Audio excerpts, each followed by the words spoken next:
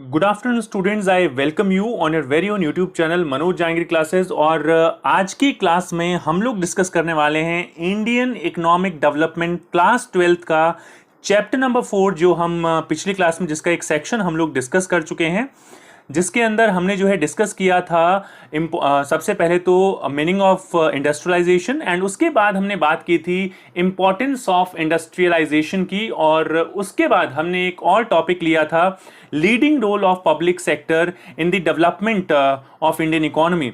सो यहाँ पर जो चैप्टर नंबर 4 है, स्ट्रैटेजी ऑफ इंडस्ट्रियल ग्रोथ, इसी को हम कंटिन्यू कर रहे हैं। पार्ट 2 है चैप्टर नंबर 4 का, जिसके अंदर हम जो है बात करेंगे आज की क्लास में इंडस्ट्रियल पॉलिसी 1956, और उसके साथ साथ हम बात करेंगे यहां पर हमारे पास जो है आज स्मॉल स्केल इंडस्ट्रीज, जो इसी का एक पार्ट है बेसिकली।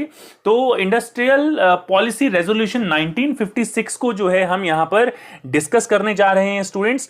सो देखिए क्या क्या नई चीजें जो हैं आपको जो है सीखने को मिलती हैं आज की क्लास में। So without wasting time let's start today's topic. So सबसे पहले अगर हम बात करें तो in continuation with the previous video जो मैंने कल बनाया था, कल आपको दिखाया था, उसके कॉन्टिन्यूएशन में हम बात कर रहे हैं। और जैसा कि मैंने बता दिया है कि चैप्टर का नाम है strategy of industrial growth. Fine, तो इसके बारे में हम बात कर रहे हैं कि स्ट्रैटेजी ऑफ इंडस्ट्रियल डेवलपमेंट जो है वो क्या रही इंडिया में। सो अगर हम इंडस्ट्रियल डेवलपमेंट की बात करें तो इंडिया में ये स्ट्रैटेजी रही कि एक्सपेंशन ऑफ पब्लिक सेक्टर, कि पब्लिक सेक्टर का ज्यादा से ज्यादा एक्सपेंशन किया जाए। एज यू नो कि हमने जो है leading sector of public sector, leading role of public sector के बारे में भी स्टूडेंट्स बात पिछली क्लास में I had discussed all these things. तो expansion of public sector for the growth of basic and key industries, bringing equality, development of backward regions and proper use of natural resources with the view of social justice.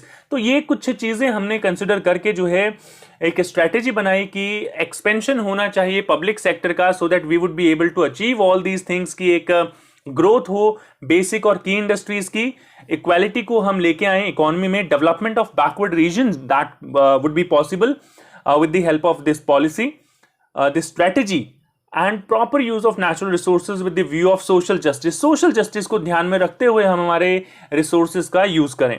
Strict regulation of private sector, private sector का जो role है वो बहुत regulate किया गया, control किया गया इस स्ट्रैटेजी में।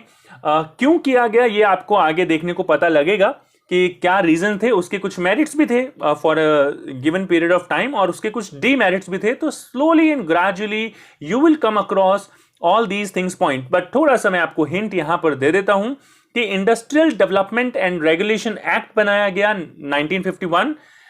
Industrial development and regulation act 1951 जो है बनाया गया ताकि जो रोल है प्राइवेट सेक्टर का वो रिस्ट्रिक्टेड रहे, वो जो है लिमिटेड रहे। इसके बाद हम बात करते हैं MRTP, monopolies and trade restrictive practice. Monopolies restrictive and trade practices जो है वो एक्ट भी बनाया गया 1969 में, कि कोई भी प्राइवेट एंटरप्रेन्योर अपना जो है मोनोपोली क्रिएट ना कर पाए। अब कोशिशें तो की गई ऐसी, बट लेट्स सी कि कहां तक जो है इंडियन गवर्नमेंट उसमें सक्सीड हुई। देन पॉलिसी ऑफ प्रोटेक्शन भी हमने फॉलो किया कि हमारी जो इंडस्ट्रीज हैं उनको प्रोटेक्शन दिया जाए of domestic industries. By quota की हेल्प से हमने उन्हें जो है प्रोटेक्शन दिया, और टैरिफ्स की हेल्प से हमने उन्हें प्रोटेक्शन दिया।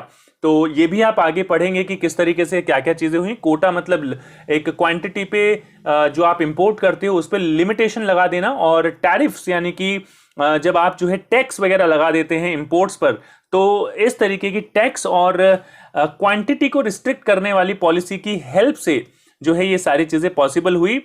Development of small scale industries, की स्मॉल स्केल इंडस्ट्रीज का डेवलपमेंट कैसे हो किया जाए ताकि जो है लोगों को ज्यादा फायदा हो, रीजनल डिस्पैरिटी को दूर किया जाए। तो ये सारी दीज वर दी ये सारी पॉइंट्स थे जो हमारी स्ट्रैटेजी थी इंडस्ट्रियल डेवलपमेंट की, उसके पॉइंटर्स थे। आई होप आपको समझ में आए होंगे। करना क्या है, कमेंट बॉक्स में स्ट्रैटेजी लिख के मुझे जो है अंडरस्टूड सर, यस सर जरूर लिखें और बताएं कि हाँ आपको ये बात समझ में आ गई है। रोजाना रोजाना मंडे टू फ्राइडे तक हम जो है 12 बजे जो है इस तरीके का एक सेशन लेके आते हैं 30 to 40 मिनट्स का, जहां पर सारे बच्चे इस वक्त छुट्टियां मना रहे हैं। आप अपना इंडियन इकोनॉमिक डेवलपमेंट की बुक जो है, सिलेबस जो है वो पूरा कर सकते हैं। एंड बिलीव मी स्टूडेंट्स कि आप बहुत अच्छे मार्क्स जो हैं वो भी लेके आने वाले हैं, जस्ट बिकॉज आप ये सारी चीजें जो है साथ में कर रहे हैं और साथ में समझ रहे हैं और औरों से पहले समझ रहे हैं। So let's talk about the meaning of industrial policy की इंडस्ट्रियल पॉलिसी का क्या मतलब होता है अगर हम इंडस्ट्रियल पॉलिसी की बात करें। सो industrial policy is a comprehensive concept, एक कॉम्प्रेहेंसिव कंसेप्ट होता है which provides guidance and outlines, जो हमें गाइड करता है और आउटलाइंस देता है of the policy for the establishment and working of industries की किन गाइडलाइंस पे काम करेंगी इंडस्ट्रीज, किस गाइडलाइंस पे एस्टैब्लिश किया जाएगा या काम करेंगी, इनकी गाइडलाइंस हमें मिलती हैं, गाइडेंस मिलती है और आउटलाइन जो है बेसिकली मिलती है। आई होप आपको समझ में आया होगा that how the industries are going to work, how they are going to establish, what will be the procedure and how they will work. So what are the rules and regulations basically. So ये rules and regulations जो हैं जो बनाए जाते हैं उसी को industrial policy कहा जाता है जब इंडस्ट्रीज के लिए बनाए जाते हैं। आई होप आपको जो है मीनिंग ऑफ इंडस्ट्रियल पॉलिसी समझ में आया होगा। स्टूडेंट्स, इसके बाद बात करते हैं इंडस्ट्रियल पॉलिसी ऑफ इंडिया। आपको बता दूं मैं, काफी सारी बुक्स में जो है ये सिर्फ लिमिटेड चीजें यहां पर दे रखी हैं, आप ज्यादा फोकस नहीं कर पाते क्योंकि ज्यादातर जो है बुक के अंदर जितने भी कंटेंट दिए हुए हैं उन्होंने फोकस किया है सेकेंड इंडस्ट्रियल पॉलिसी पर, बट फर्स्ट पॉलिसी पर ज्यादातर लोगों ने ध्यान नहीं दिया, ज्यादा फोकस में नहीं रखते। But you should be aware of this fact that India declared it's first industrial policy. जो फर्स्ट इंडस्ट्रीज के रिगार्डिंग पॉलिसी थी वो 6 अप्रैल 1948। अगर आपको डेट याद नहीं रहती है तो आपको याद रखना बहुत जरूरी है। तो 1948 में पहली इंडस्ट्रियल पॉलिसी इंडिया में जो है हमने डिक्लेयर की थी। उसके बाद क्योंकि हमारी नीड्स चेंज हुई, हमारा जो है 5 ईयर प्लानिंग जो है स्टार्ट हो चुकी थी, इंडस्ट्रियल जो है सेकंड जो 5 ईयर प्लान था उसने इंडस्ट्रियल सेक्टर, जिसको जो है पीसी महालनोबिस ने, जो कि आर्किटेक्चर थे सेकंड 5 ईयर प्लान के, तो उन्होंने जो है, या आर्किटेक्चर उन्हें ओवरऑल 5 ईयर प्लान का बोला जाता है, तो उन्होंने इंडस्ट्रीज पे ज्यादा जोर दिया। तो उसके बाद हमें जो है इसको रिवाइज करने की जरूरत पड़ी और एक नई पॉलिसी हमारे सामने आई जिसको इंडस्ट्रियल पॉलिसी रेजोल्यूशन 1956 के नाम से जाना जाता है, जो 30 अप्रैल 1956 में गवर्नमेंट ने जो है डिक्लेयर की, रिवाइज की।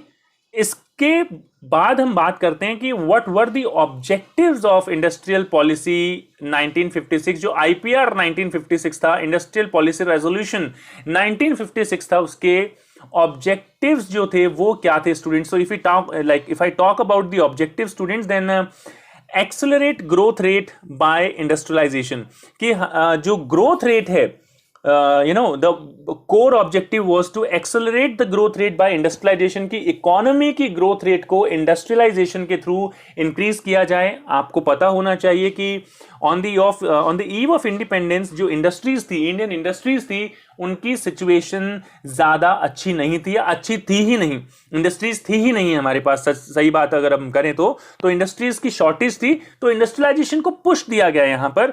सेकंड पॉइंट है डेवलप हैवी इंडस्ट्रीज, की हैवी इंडस्ट्रीज का डेवलपमेंट हो, यानी कि जो कैपिटल गुड्स होते हैं जो हम बाहर से अभी तक इंपोर्ट करते थे वो हम बाहर से इंपोर्ट ना करके जो है और अपने ही कंट्री में उनको डेवलप करें। Then next point is expansion of public sector, कि पब्लिक सेक्टर का एक्सपेंशन हो, यानी कि इक्वालिटी जो है वो आए, और बाकी सारी चीजें जिनकी हमने बात की है, सोशल जस्टिस वगैरह की। इसके बाद अगर हम बात करें यहां पर reduction in unequal distribution of income and wealth, अब यहां पर एसएसआई की बात की जा रही है कि अगर आप स्मॉल स्केल इंडस्ट्रीज को प्रमोट करते हैं तो एक तरीके से आप क्या करते हैं कि आप रिडक्शन करते हैं अनइक्वल डिस्ट्रीब्यूशन ऑफ इनकम के रिगार्डिंग। तो ये चीज आपको पता होनी चाहिए, आपको इस चीज की नॉलेज होनी चाहिए। Let's talk about the next point students. यहां पर ऑब्जेक्टिव्स थे, आई होप ऑब्जेक्टिव्स आपको समझ में आए हैं। समझ में आए तो मुझे कमेंट बॉक्स में कमेंट करके जरूर बताएं। बहुत ज्यादा इसको मैं एक्सप्लेन नहीं कर रहा हूं या एक्सप्लेन किया ही नहीं है मैंने, क्योंकि जितना रिक्वायर्ड है मैं सिर्फ ये भी आपको एक्स्ट्रा बता रहा हूं कि क्या ऑब्जेक्टिव्स थे, सो दैट एक क्लियर व्यू आपके माइंड में जो है इस चीज का आ पाए, बन पाए। So after that let's talk about Industrial Policy Resolution 1956। अभी हमने बात की उसके ऑब्जेक्टिव्स की, क्या ऑब्जेक्टिव्स थे।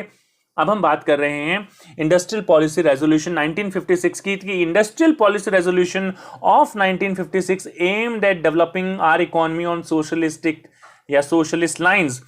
It form the basis of the second 5 year plan, और इसके बेसिस पे सेकेंड 5 ईयर प्लान, जो फर्स्ट 5 ईयर प्लान था उसकी ड्यूरेशन थी 1951 से लेके 1956। तो सेकेंड 5 ईयर प्लान के अकॉर्डिंग जो है, मैंने बताया जैसे कि हमारी नीड्स चेंज हुई और उन चेंजिंग नीड्स के अकॉर्डिंग एक नई पॉलिसी सामने आई जिसको आईपीआर 1956, इंडस्ट्रियल पॉलिसी रेजोल्यूशन 1956 कहा जाता है। इसके फीचर्स क्या थे, पीछे हमने ऑब्जेक्टिव डिस्कस किए, अब हम बात करेंगे फीचर्स की। सबसे पहले इसके अकॉर्डिंग जो है इंडस्ट्रीज को 3 कैटेगरीज में डिवाइड किया गया। सो 3 फोल्ड क्लासिफिकेशन हुआ इंडस्ट्रीज का, इसको हम डिस्कस करेंगे आगे, मैं बताने वाला हूं। So don't worry about the explanation. Then industrial licensing के थ्रू जो है प्राइवेट सेक्टर को जो है रेगुलेट किया गया, कंट्रोल किया गया, जैसा कि मैंने पीछे बताया था कि आगे मैं यानी कि अभी बताने वाला हूं। तो किस तरीके से प्राइवेट सेक्टर को रेगुलेट किया इंडस्ट्रियल लाइसेंसिंग के थ्रू। इंडस्ट्रियल कंसेशन देके किस तरीके से प्रमोट किया गया बैकवर्ड रीजन में ग्रोथ को। And development of small scale industries की, स्मॉल स्केल इंडस्ट्रीज का डेवलपमेंट जो है वो हमने कैसे किया, that is what we are going to discuss over here students. तो यहां पर एक एक पॉइंट की बात करते हैं एंड लेट्स से क्या क्या चीजें हमारे पास यहां पर अवेलेबल हैं, क्या क्या चीजें हम जो है यहां पर समझने वाले हैं।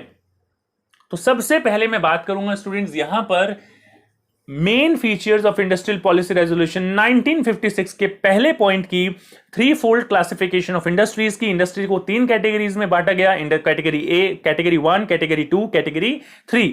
तो कैटेगरी 1 में क्या हुआ कि established and developed exclusively by public sector, की यहां पर जो है सिर्फ पब्लिक सेक्टर ही एस्टैब्लिश होगा और डेवलप होगा, कोई और सेक्टर यहां पर यानी कि कोई और क्या मतलब प्राइवेट सेक्टर जो है यहां पर एंट्री नहीं कर सकता। एग्जांपल क्या है, यहां पर कभी किसी टाइम में 17 इंडस्ट्रीज हुआ करती थी, आज के टाइम में कुछ लिमिटेड इंडस्ट्रीज यहां पर हैं, जैसे कि atomic industry, atomic energy, then defence and then railways. तो ये कुछ सेक्टर्स जो हैं कैटेगरी 1 के एग्जांपल्स हैं आप लोगों के लिए, जिसमें सिर्फ गवर्नमेंट ही प्रोड्यूस करती है, गवर्नमेंट ही, पब्लिक सेक्टर ही अलाउड हैं और कोई सेक्टर अलाउड नहीं है। तो लास्ट क्लास में मैंने बात की थी नेशन सिक्योरिटी की, डिफेंस गुड्स वगैरह के रिगार्डिंग आपने डाउट्स भी पूछे थे। तो यहां पर एटॉमिक एनर्जी उसी का एक एग्जांपल है, डिफेंस गुड्स उसी का एक एग्जांपल है कि जहां पर हमारे नेशन की सिक्योरिटी की बात आती है, we should be self sufficient and we should not rely on other countries. Category 2 की बात करते हैं स्टूडेंट्स। कैटेगरी 1 समझ में आई? यस सर लिखना बिल्कुल ना भूलें कमेंट सेक्शन में और मुझे जरूर बताएं कि आपको ये सारी चीजें समझ में आ रही हैं। कैटेगरी 2 की बात करते हैं। अदर इंपॉर्टेंट इंडस्ट्रीज, यानी कि there can be both private and public sector units, private sector supplements the public sector. Example fertilizer industry और माइनिंग इंडस्ट्री, कि यहां पर क्या होगा कि जो अदर इंपॉर्टेंट इंडस्ट्री हैं यहां पर बेसिकली जैसे पहले में तो क्या था कि सिर्फ पब्लिक सेक्टर ही था यानी कि गवर्नमेंट सेक्टर ही था, लेकिन सेकंड कैटेगरी में, कैटेगरी 2 में आपके पास क्या होगा, पब्लिक सेक्टर भी होगा, प्राइवेट सेक्टर भी होगा। लेकिन स्टूडेंट्स यहां पर भी एक झोल है, और झोल क्या है, यहां पर यह प्रॉब्लम है कि जो पब्लिक सेक्टर जो है उसका डोमिनेंट रोल होगा और प्राइवेट सेक्टर कॉम्प्लीमेंट करेगा, कॉम्प्लीमेंट्री रोल होगा, एक supplementary, sorry not complementary, supplementary role होगा, यानी कि रॉ मटेरियल वगैरह प्रोवाइड करवाए जाएंगे प्राइवेट सेक्टर के थ्रू, जबकि production activities will be taken by the public sector only, कि प्रोड्यूस करेगा पब्लिक सेक्टर, प्रोड्यूस करेगी गवर्नमेंट, प्राइवेट सेक्टर सिर्फ रॉ मटेरियल्स को प्रोवाइड करवाएगा। तो ये सारी चीजें, ये कैटेगरी 2 का क्लासिफिकेशन है यहां पर। इसके बाद बात करें कैटेगरी 3। तो कैटेगरी 3 में अदर इंडस्ट्रीज, मतलब जो भी इंडस्ट्रीज यहां से बच चुकी हैं उन सारी इंडस्ट्रीज को जो है वो प्राइवेट सेक्टर के थ्रू जो है कंट्रोल किया जाएगा, यानी कि प्राइवेट सेक्टर वहां पर आ सकता है। तो यहां पर आप देख सकते हैं कि किस तरीके से प्राइवेट सेक्टर के रोल को बहुत ज्यादा रेगुलेट, बहुत ज्यादा कंट्रोल किया गया है। बात करते हैं अगले पॉइंट की students. Main features of industrial policy resolution 1956 के सेकंड पॉइंट की बात करें, सेकंड फीचर की बात करें, तो इंडस्ट्रियल लाइसेंसिंग इसका सेकंड फीचर है स्टूडेंट्स। सो इसका मतलब क्या है? It means that no industry was allowed unless a licence was obtained from the government, कि गवर्नमेंट से लाइसेंस लिए बिना कोई भी इंडस्ट्री जो है वो एस्टैब्लिश नहीं कर सकते। even an existing industry had to obtain a license for expanding output और for diversifying production. मैंने इससे पहले जब आपको फर्स्ट चैप्टर जब हम लोग कर रहे थे और उसके बारे में मैंने जब आपको इंडस्ट्रियल पॉलिसी, इंडस्ट्री के बारे में बताया था, स्टेट ऑफ इंडस्ट्री के बारे में बताया था, तो कुछ बच्चों ने क्वेश्चन भी पूछा था कि sir what is actually this condition. तो यहाँ पर मैं आपको ये बता रहा हूँ कि यहाँ पर जो है इंडस्ट्री को पब्लिक सेक्टर के अंदर रखकर प्राइवेट सेक्टर जो है वो इसके अंदर ना आए, और आए तो लिमिटेड तरीके से वो आए. तो यहाँ पर लाइसेंसिंग बनाया गया. और अगर आपकी एग्जिस्टिंग इंडस्ट्री है, अगर आप प्राइवेट एंटरप्रेन्योर हैं, एक्सपेंड करना चाहते हैं, डाइवर्सिफाई करना चाहते हैं, तो दोनों चीज़ों के लिए आपको लाइसेंस लेना पड़ेगा. गवर्नमेंट को बताना पड़ेगा कि हाँ भाई प्रोडक्शन की, इकोनॉमी को ज़्यादा ज़रूरत है, इसलिए मैं रिसोर्सेज यूज़ कर रहा हूँ. तो अगर गवर्नमेंट को ठीक लगेगा, फिजिबल लगेगा, तो गवर्नमेंट आपको लाइसेंस दे देगी एक्सपेंशन या डाइवर्सिफिकेशन के लिए. Otherwise you won't be able to get the license. Reason क्या है इसका रीज़न सिर्फ इतना सा स्टूडेंट्स कि to encourage industry in backward areas, to promote regional equality. Regional equality को इम्प्रूव किया जाए. This was meant to ensure that the quantity of goods produced was not more than what the economy required, कि economy की requirement से ज़्यादा production ना हो. License to expand production was given only if government was convinced that the economy required a large quantity of goods. तो completely government पे depend करता था. अगर गवर्नमेंट को लगता था कि हाँ यहाँ पर इसका एक्सपेंशन रिक्वायर्ड है, तो गवर्नमेंट लाइसेंस दे देगी, अदरवाइज गवर्नमेंट लाइसेंस नहीं देगी. तो लाइसेंसिंग के थ्रू जो है प्राइवेट सेक्टर को बहुत ज़्यादा कंट्रोल किया गया. इसके साथ साथ जैसे मैंने पीछे भी यहाँ पर बात की किस चीज़ की, कि बैकवर्ड एरियाज में प्रमोट करने के लिए यहाँ पर लाइसेंस बड़ी आसानी से मिल जाता था. ये भी एक प्लस पॉइंट यहाँ पर था. इंडस्ट्रियल कंसेशन, यहाँ पर कि काफ़ी सारे कंसेशन दिए गए. क्या क्या कंसेशन थे और ये किस लिए दिए गए? ये रीजनल डिस्पैरिटी को दूर करने के लिए, regional equality, balanced economic growth को, जो बजट का भी एक ऑब्जेक्टिव होता है, गवर्नमेंट बजट. अगर आपने पढ़ा है, नहीं पढ़ा तो लाइव सेशंस अवेलेबल हैं, डेडिकेटेड वीडियोस अवेलेबल हैं, प्लेलिस्ट में जाइए, चेक कीजिए और मज़ा लीजिए. आई होप प्रीवियस पॉइंट आपको समझ में आ गया होगा. रिस्पॉन्ड ज़रूर कीजिए स्टूडेंट्स. तीसरे पॉइंट की बात कर रहे हैं, इंडस्ट्रियल कंसेशन. सो इसका मतलब ये है कि प्राइवेट सेक्टर को बहुत सारे कंसेशंस प्रोवाइड किए गए. It was easy to get license if the unit is set up in a backward area. Backward area में अगर आप हैं तो एस्टैब्लिश करना चाहते हैं अपनी यूनिट, तो आपको कंसेशन दिया जाएगा. लाइसेंस बड़े आसानी से मिलेगा. पहला concession, tax holiday, freedom from tax for some time. कुछ टाइम के लिए आपको टैक्स से आज़ादी मिल जाएगी for newly established industries in the backward regions, backward area. तो ये नई इंडस्ट्रीज के लिए ही रूल अप्लाई था. आपको जो है पावर सप्लाई भी जो है कंसेशनल रेट्स पे जो है प्रोवाइड करवाया जाएगा. इसके अलावा आप जो है लैंड भी लो रेट्स पर परचेज कर सकते हैं, आपको उसमें भी कंसेशन दिया जाएगा. लेकिन ये सारी चीज़ें तभी होंगी जब आप जो है बैकवर्ड एरिया में जाकर प्रोडक्शन करते हैं. अगर आप इसकी फिजिबिलिटी की बात करें, इसके इम्पैक्ट की बात करें, तो हाँ काफ़ी फ़र्क इससे पड़ा. लेकिन जितना कन्फाइन हमने कर दिया था प्राइवेट सेक्टर को, उतना कन्फाइन भी हमें नहीं करना चाहिए था. प्रेजेंट लाइक पास्ट सिनेरियो के साथ साथ मैं आपको करंट सिनेरियो भी, इसका इम्पैक्ट भी साथ साथ बताए जा रहा हूं स्टूडेंट्स. आई होप आपको समझ में आ रहा होगा, अच्छा लग रहा होगा.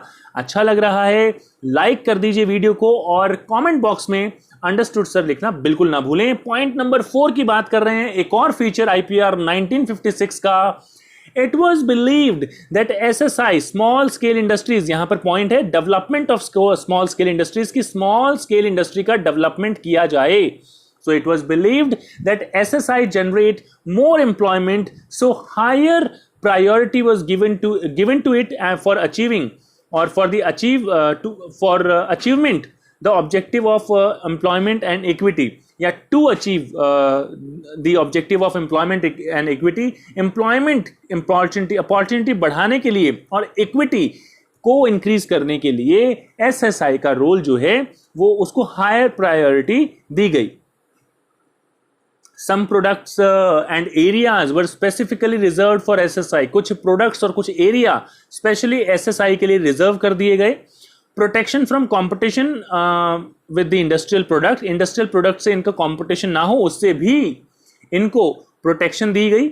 और इसके बाद अगर हम बात करें कि lower excise duty and cheaper bank loan भी इनको प्रोवाइड किया गया, क्योंकि गवर्नमेंट ये समझती थी कि like if people would be able to do small businesses, तो एक तरफ तो ये एम्प्लॉयमेंट अपॉर्चुनिटी बढ़ा रहा है, दूसरी तरफ रीजनल डिस्पैरिटीज कम कर रहा है, तो एक्साइज ड्यूटी और बैंक लोन चीप रेट पर उनको प्रोवाइड करवा के इन सारी चीज़ों का फायदा उठाया जा सकता है इकोनॉमी के फेवर में।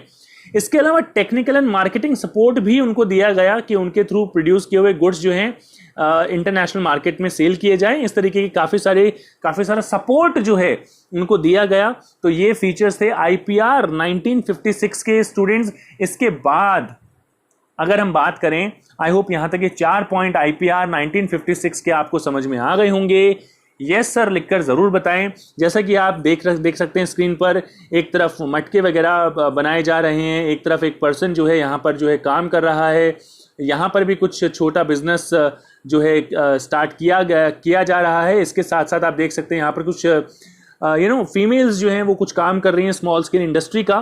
तो ये यहाँ पर जो हमारा नेक्स्ट टॉपिक है अभी वो होने वाला है स्मॉल स्केल इंडस्ट्री। मीनिंग की बात करें तो the industrial units which with less than investment with less capital investment, जी कि कैपिटल इन्वेस्टमेंट बहुत कम होती है, उनको स्मॉल स्केल इंडस्ट्रीज या स्मॉल स्केल यूनिट्स जो है हम बोलते हैं। 1950 में ये जो कैपिटल इन्वेस्टमेंट थी that was 5 lakh, with less than 5 lakh was called a small scale industry, small scale unit। कम से कम unit less than 5 lakh rupees से जो है उसको स्मॉल स्केल यूनिट बोला जाता था। आज के टाइम में करंट सिनेरियो में 1 करोड़ है। इसमें हाल फिलहाल कुछ और भी इंप्रूवमेंट्स हुई हैं स्टूडेंट्स, लिमिट को बढ़ाया गया है। तो कमेंट सेक्शन में मैं आपको वो डेटा भी प्रोवाइड कर दूंगा, not now but definitely in future. तो 1 करोड़ अभी जो है इसकी, पहले तो ये एनसीईआरटी में ये भी नहीं था, ये भी अभी ऐड हुआ है recently. So at present the maximum amount you can say is allowed 1 crore. Maximum जो अमाउंट है वो 1 करोड़ रुपए जो है स्मॉल स्केल इंडस्ट्री का होता है। ये काफी इंपॉर्टेंट फीचर है स्टूडेंट्स, और इसमें 2-3 चीजें पहली लाइन में काफी इंपॉर्टेंट है। 1955 में एक कमेटी बनाई गई जिसका नाम था village and small scale industries committee. तो ये आप ध्यान रखिएगा। It also called as Karve committee. Karve committee कहा जाता है इसको। Noted the possibility of using SSIs यानी small scale industries for promoting rural development.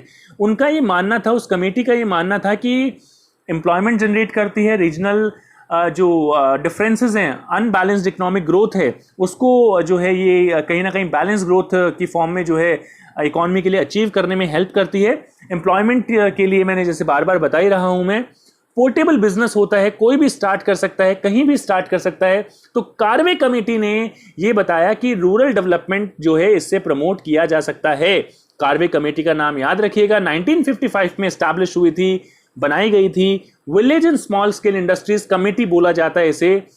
ये पॉइंट आप याद रखिएगा, 1 नंबर का क्वेश्चन काफी बार इस पर पूछ लिया जाता है। Small scale industries are more labour intensive होती हैं, that's why they use more labour than the large scale industries and therefore generate more employment. और इससे जो है लेबर ज्यादा यूज होती है, लेबर इंटेंसिव होती हैं, एम्प्लॉयमेंट ज्यादा जनरेट करते हैं। समझ में आ रहा है? यस सर लिखकर बताते रहिए।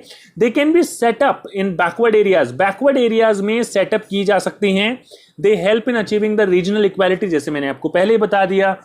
काफी सारी ऐसे बेसिकली स्टेट्स हैं जहां पर इंडस्ट्रीज हैं, लेकिन काफी सारे ऐसे भी स्टेट्स हैं ऑन द कॉन्ट्रेरी जहां पर इंडस्ट्रीज नहीं है, एम्प्लॉयमेंट अपॉर्चुनिटीज इतनी नहीं है, वहां पर ये एक ब्लेसिंग की तरह काम कर सकती हैं रीजनल इक्वालिटी को लाने में। Next point is capital needed to start a small scale unit is less. बहुत कम कैपिटल से आप इसे स्टार्ट कर सकते हैं। So even ordinary people can start a unit with government and bank support. Government और बैंक सपोर्ट से जो है आप जो है इसको बड़े आसानी से स्टैब्लिश कर सकते हैं, स्टार्ट कर सकते हैं, कोई ऐसी प्रॉब्लम आपको नहीं आती है। आई होप इट्स चारों पॉइंट आपको बहुत अच्छे तरीके से समझ में आ गए होंगे। ये पॉइंट आप ना भूलें, बार बार बता दिया है मैंने। इसके बाद बात करते हैं features of strategy of industrial growth period 1950 to 1990, यानी कि यहां पर जो साइलेंट फीचर थे, जो स्ट्रैटेजी ऑफ इंडस्ट्रियल ग्रोथ हमने अडॉप्ट किया, उसके क्या क्या थे। पहला पॉइंट स्टूडेंट्स कि government focused on public enterprises for economic growth. Economic growth के लिए गवर्नमेंट ने जो है पब्लिक सेक्टर, पब्लिक एंटरप्राइज पर जो है ज्यादा जोर दिया। आईपीआर 1956 आप देख ही सकते हैं, उसमें क्या क्या चीजें हमने की थी। Role of private sector was controlled by permit raj, LPQ, यानी कि आप जो है लाइसेंस, परमिट और कोटा, ये तीन चीजें वहां पर चलती थी और प्राइवेट सेक्टर को कंट्रोल किया जाता था। परमिट लाइसेंस राज भी आप इसे कह सकते हैं। Process of industrialisation focus on import substitution, which means replacing imports with the domestic production. Import substitution की बात करते हैं कि जो गुड्स हम बाहर से मंगवा रहे हैं उनको घर में ही प्रोड्यूस किया जाए। पहले भी मैं इंपोर्ट सब्स्टिट्यूशन काफी बार यूज कर चुका हूं प्रीवियस वीडियोस में। आई होप आपको ये समझ में आया होगा। इंपोर्ट सब्स्टिट्यूशन मतलब कि बेसिकली जो गुड्स हम बाहर से इंपोर्ट करते हैं उन गुड्स को हम हमारी इकोनॉमी में ही प्रोड्यूस करें। Protection of domestic industries from the foreign competition through heavy import duty and fixation of import Kota, कि आप बाहर से इंपोर्टेड गुड्स पे ज्यादा से ज्यादा इंपोर्ट ड्यूटी लगाकर और एक कोटा इंपोर्ट के लिए फिक्स करके डोमेस्टिक इंडस्ट्रीज को प्रोटेक्ट करें, ताकि लोग बाहर से जो है ज्यादा गुड्स ना खरीदें। और उनको इस तरीके से जब वो इंपोर्ट ड्यूटी लगाएंगे, कोटा रहेगा तो पहले तो ड्यूटी की बात करते हैं, इंपोर्ट ड्यूटी की। इंपोर्ट ड्यूटी जो है उसकी परचेजिंग कॉस्ट को बढ़ा देती है, तो ये डिस्करेज करता है इंपोर्ट को। और दूसरा, अगर किसी के पास इतने पैसे हैं कि वो इंपोर्ट कर पाए, तो एक कोटा रख दिया गया कि उस कोटे से ज्यादा, उस अमाउंट से ज्यादा goods a person can not import from the rest of the world और फॉरेन कंट्रीज। नेक्स्ट पॉइंट है students, development of small scale industries for achieving employment and equity. Employment और इक्विटी को अचीव करने के लिए SSI को develop किया गया। कार्वे कमेटी 1955 में आई। मैंने बता ही चुका हूं आपको, विलेज एंड रूरल, क्या नाम था इसका, village and small scale industries से रिलेट करती थी। यहां पर बात करते हैं नेक्स्ट पॉइंट जो है इसका, कि large scale industries were developed for building an infrastructural base in the country. कि लार्ज स्केल इंडस्ट्रीज का जो रोल था वो इंफ्रास्ट्रक्चरल बेस को मजबूत बनाना था, तैयार करना था। एनर्जी सेक्टर की आप बात कर सकते हैं, या फिर आप यहां पर जो है पावर जनरेशन की जैसे मैं बात कहूं, या फिर आप कैपिटल गुड्स इंडस्ट्री की बात कर सकते हैं। तो वो जो है इंफ्रास्ट्रक्चरल बेस प्रोवाइड करने में उनको जो है ज्यादा फोकस करवाया गया। इसके बाद बात कर लेते हैं स्टूडेंट्स की, जो हमारी इंडस्ट्रियलाइजेशन की स्ट्रैटेजी थी जो अभी तक हमने अडॉप्ट की, उसके क्या अच्छे इफेक्ट हुए, क्या एडवांटेजेस थे, क्या बेनिफिट्स थे, ये आप एक एक करके पढ़ लीजिए। कि contribution of industrial sector to GDP increase हो गया 11.8% से 1950-51 के कंपैरिजन में 24.6% in 1990 to 91। Annual growth rate जो इंडस्ट्रियल सेक्टर की रही वो इंक्रीज हो गई टू 6%, जो बहुत सिग्निफिकेंट चेंज था स्टूडेंट्स उस टाइम के according. There was a mark diversification in the industrial sector. Industrial sector में डाइवर्सिफिकेशन हुआ। We started making all the goods needed for our people. मतलब बाहर की जो कंट्रीज हैं उन पर डिपेंड ना रह के हम खुद जो है गुड्स प्रोड्यूस करने में जो है एबल हुए। Basic and key industries and capital goods industries developed in that time period। तो ये डेवलप हुई, जो एक अच्छी बात थी। की इंडस्ट्रीज डेवलप हुई, बेसिक इंडस्ट्रीज डेवलप हुई। कैपिटल गुड्स जो पहले बाहर से लेके आते थे, प्लांट मशीनरी वगैरह, वो भी धीरे धीरे इंडिया में प्रोड्यूस होने लगे। प्रमोशन ऑफ एसएसआई, जैसे कि हम पढ़ चुके हैं, एसएसआई तो बहुत अच्छे तरीके से हमने यहाँ पर स्टडी किया है। Enabled even ordinary people to start industrial units, कि जो इंडस्ट्रियल यूनिट्स हैं वो छोटे से छोटा पर्सन भी स्टार्ट कर सकता है। एक ordinary person can start by taking loan from the banks. Protection दिया गया जो है डोमेस्टिक इंडस्ट्रीज को, ताकि बाहर जो कंपटीशन उनको मिले, वो कंपटीशन जो है उन्हें डिस्ट्रॉय ना कर पाए। अगर बाहर से कंपटीशन मिलेगा तो गुड्स सस्ते जो है बाहर से इंपोर्ट करेंगे, और उस केस में डोमेस्टिक इंडस्ट्रीज इंप्रूव नहीं हो पाएंगी, डेवलप नहीं हो पाएंगी। तो डोमेस्टिक इंडस्ट्रीज को डेवलप करने के लिए उनको प्रोटेक्शन दिया गया फॉरेन कंपटीशन से। ये गुड इफेक्ट्स थे students. Let's talk about the demerits, let's talk about the disadvantages, कि वो क्या थे स्ट्रैटेजी ऑफ इंडस्ट्रियलाइजेशन के। तो यहां पर अगर मैं बात करूं तो public sector units became less efficient. जो पब्लिक सेक्टर यूनिट्स हैं वो लेस एफिशिएंट बन गई। Many of them became sick units, यानी कि लॉस देने लगी। लॉस में चलने लगी, प्रॉफिट नहीं हो रहा था। किस यूनिट्स का? पब्लिक सेक्टर यूनिट्स का, गवर्नमेंट एंटरप्राइजेस का। और शायद इसीलिए हमने न्यू इकोनॉमिक पॉलिसी अडॉप्ट की, जो आप आगे वाले चैप्टर्स में पढ़ेंगे। Big industrial units misuse the system of license. जैसे मैंने बताया था पीछे भी कि लाइसेंसिंग जो है प्राइवेट सेक्टर के रोल को कन्फाइन करने के लिए किया गया था, लेकिन बड़े बड़े इंडस्ट्रीज इसको मिसयूज भी कर रहे थे। कैसे? किस लिए? They would get license not to start a unit but to prevent competitors from starting new units, कि नए कॉम्पिटिटर्स उनके बिजनेस में ना आ जाएं, इसलिए उन्होंने जो लाइसेंस ले लिया लेकिन यूनिट स्टार्ट नहीं की। The license permit Raj discouraged private investors and prevented the growth of industrial sector. Definitely ये तो बात है ही कि आपने confine कर दिया रोल को लाइसेंस के थ्रू, परमिट के थ्रू, एंड प्राइवेट सेक्टर का रोल जो है बहुत छोटा रह गया, एंड कहीं ना कहीं इंडस्ट्रियल ग्रोथ जो हो सकती थी, जिस रेट से हो सकती थी, वो नहीं हुई। प्रोटेक्शन ऑफ डोमेस्टिक इंडस्ट्रीज जो है एक अच्छा डिसीजन प्रूव नहीं हुआ। Low standard of product quality ये इसका कंसिक्वेंस था। Due to lack of competition producers focused on monopoly control of market, कि वो प्रोडक्ट की इंप्रूवमेंट के बजाय जो है मोनोपोली कंट्रोल ऑफ मार्केट की तरफ ध्यान देने लगे कि हमारा ही एक छत्र राज्य हो। We would be only the producer who would be producing a particular commodity in that area और इकोनॉमी। इंपोर्ट सब्स्टिट्यूशन पॉलिसी भी हमारी जो है इतना अच्छा काम नहीं कर पाई। हमने सोचा था कि हमारे फॉरेन एक्सचेंज रिजर्व बनाएंगी, इंक्रीज करेंगी, क्योंकि जब भी हम बाहर से कोई चीज़ मंगवाते हैं तो हमें फॉरेन एक्सचेंजेस देने पड़ते हैं, फॉरेन एक्सचेंज रिजर्व जो है वो हमारा कम हो जाता है। तो वो भी एक इनएफिशिएंट पॉलिसी इंस्ट्रूमेंट साबित हुआ, बिकॉज आज के टाइम में तो देखिए कितना कॉन्ट्रडिक्शन था कि आज तो ग्लोबलाइजेशन ही है, जबकि उस टाइम पर हम बात कर रहे थे इंपोर्ट सब्स्टिट्यूशन पॉलिसी की। तो उसने जो है फेवर में काम नहीं किया। प्राइवेट यूनिट, पब्लिक यूनिट्स में यानी कि गवर्नमेंट एंटरप्राइजेस में करप्शन और मैल प्रैक्टिसेस भी जो हैं बहुत वाइड स्प्रेड थी, तो उसका भी इम्पैक्ट जो है इंडस्ट्रियलाइजेशन के ग्रोथ प्रोसेस पर पड़ा। तो मैंने आपको पॉजिटिव इम्पैक्ट भी बताए, मैंने आपको नेगेटिव इम्पैक्ट भी बताए स्टूडेंट्स। तो अगर आपको ये बात समझ में आई, ये पॉइंट समझ में आया, ये चीजें समझ में आई स्टूडेंट्स, वीडियो को लाइक करना ना भूलें, ओके सर लिखना ना भूलें, अंडरस्टूड सर लिखना ना भूलें। इसी तरीके के वीडियोस मंडे टू फ्राइडे ठीक 12 बजे आप लोगों के लिए मैं रेगुलरली लाता रहता हूं। मिलते हैं नेक्स्ट वीडियो में। आज की क्लास में इतना ही स्टूडेंट्स। आप हमें फॉलो करना चाहते हैं हमारे सोशल हैंडल्स पर, तो आप मुझे फेसबुक और इंस्टाग्राम पर फॉलो कर सकते हैं। मनोज जहांगीर क्लासेस से ही के नाम से ही सोशल हैंडल्स हैं। और अगर आपने चैनल को सब्सक्राइब नहीं किया है, चाहते हैं कि नोटिफिकेशन आपके पास आ जाए, आपको देखना ना पड़े, तो चैनल को कर लीजिए सब्सक्राइब। बेल आइकन को प्रेस कर ऑल पर क्लिक करना बिल्कुल ना भूलें, क्योंकि बेल आइकन को प्रेस नहीं किया तो नोटिफिकेशन नहीं आ पाएगा आपके पास। स्टूडेंट्स पढ़ते रहिए, इसी तरीके से देखते रहिए मनोज जहांगीर क्लासेस। आपके सपोर्ट की बहुत ज्यादा जरूरत है, इसी तरह बनाए रखिए आपका प्यार और सपोर्ट। मिलते हैं नेक्स्ट क्लास में। Till then keep learning, keep studying, and keep watching your very own YouTube channel, Manoj Jahangir Classes. See you in my next video. Thank you all of you.